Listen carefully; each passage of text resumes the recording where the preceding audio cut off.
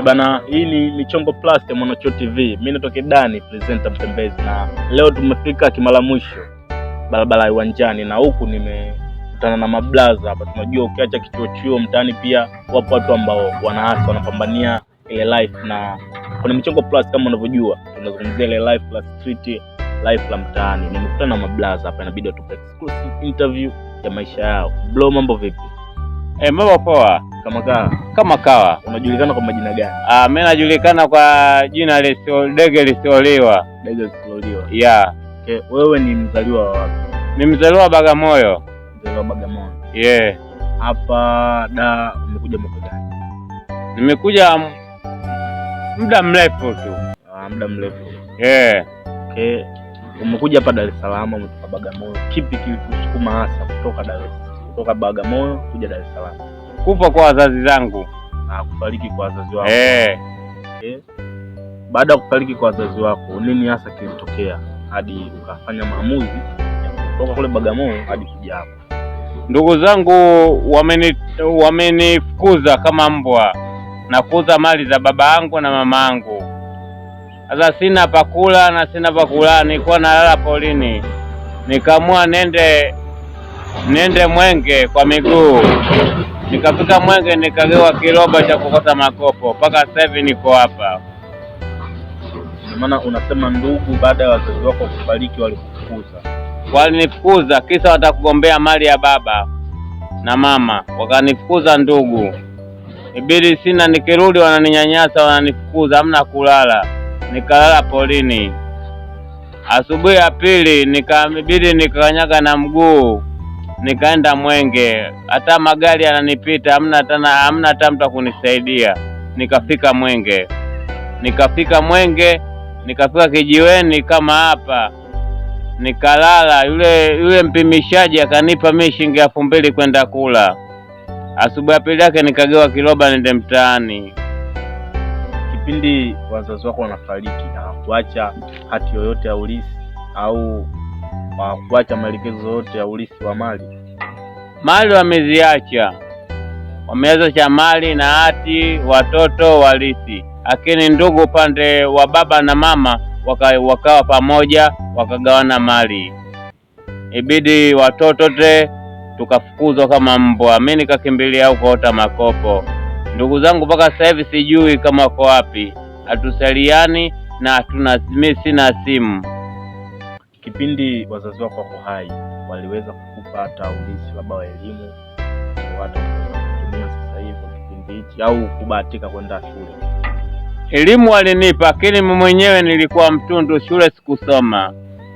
Kusoma shule? Sikusoma shule. Nilikuwa nakimbilia sana kwenda kuchuma mabungo au vitoe au machungwa kwenda kuuza Mlandizi. Ulikuwa unatoa machungwa Bagamoyo nenda kuuza Mlandizi. Na kufika Mlandizi nilikuwa napijwa, naonekana wewe mtoto wa tajiri, naonekana mtoto wa kimaskini. Wananitupia machungwa, wananinyanyasa. Nikaamua sasa nikalia, nikakumbuka wazazi zangu. Mpaka sasa hivi mjomba unaniongea na mimi natamani hata kulia. Natamani kulia. Bora hiyo story, bora unyamaze kabisa. Usinilize machozi, nitalia machozi. Na hivi naongea naye natamani kulia.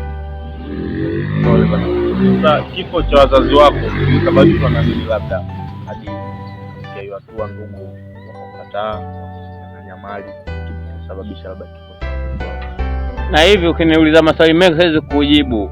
Sababu ni sasa hivi maradhi mengi. Babangu alikuwa na ukimwi, mamangu alikuwa na ukimwi, siwezi kujua.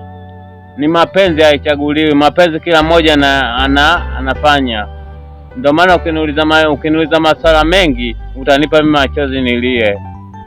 Na hivi natamani nikuulia kunikumbusha baba yangu. Unasema baada ya kutoka Bagamoyo kule umekuja hapa, una miaka mingi unaishi hapa. Sasa je, watu wanatamani kujua ulipofika hapa da, unasema ulianza kujishughulisha na shughuli ya kuokota, kupita mtaani kuokota makopo ili ujipatie riziki. Hiyo kazi ni kazi ambayo uliona unaweza ukaifanya, au ilikuwa haina jinsi tu inabidi uifanye ili upate riziki? Ilikuwa haina jinsi. Kwa sababu nilifika siku ya kwanza walikuwa wananyanyasa, wakasema huyu mwizi. Ibidi nikavumilia sana, huku naomba, namkumbuka mama yangu, namkumbuka mama na baba, huku nalia machozi. Nikasema mimi nitapiga tu kwa uwezo wa Mungu, na kweli Mungu amenilaza mpaka salama. Asubuhi nikafika nikakota makopo, nikarudi nikaenda kuuza. Mpaka sasa hivi moyo unaniuma sana, natamani kurudi Bagamoyo, lakini kule nitakimbilia kwa nani na nyumba ishauzwa, na ndugu nikienda mimi kule ataninyanyasa. Na unasema ndugu wanakunyanyasa? Ndugu kule wananifukuza kule Bagamoyo. Labda una ndugu aina gani ambao umewacha kule, labda baba mdogo, mjomba, shangazi? Kule wajomba zangu, mashangazi yote ndio chanzo. Na kwa hapa hauna ndugu? Dar es Salaam sina ndugu. Nipo kama chokola, nateseka. Naomba ndugu zangu wanisaidie hata laki, hata 50 niuze hata karanga. Yaani ina maana wanipatie mtaji. Nitashukuru kwa Mungu atawasaidia. Na biashara ambayo umesema unaweza kufanya ni? Mimi biashara naweza kufanya hata kuuza mitumba, karanga. Tena sana niuze mitumba. Mitumba ndo naipenda. Nitembee mtaani niuze mitumba, niwe kama machinga. Labda kwa mtu ambaye anahitaji kukusaidia, amesikia historia yako ya maisha, ameguswa, anakupata vipi? Mimi atanipata Kiungule uwanjani, njia ya kwenda mapipa ya lami. Atanipata hapa. Akikunja atakuta sehemu inauza makopo, atanipata hapa.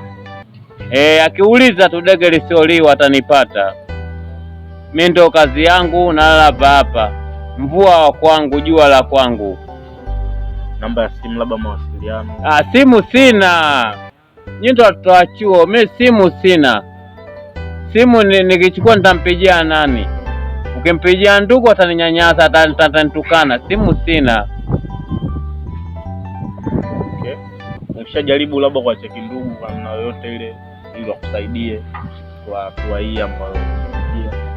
Hamna, niliwacheki kipindi hiko, lakini ndugu wenyewe wanipigii simu, wanakata simu.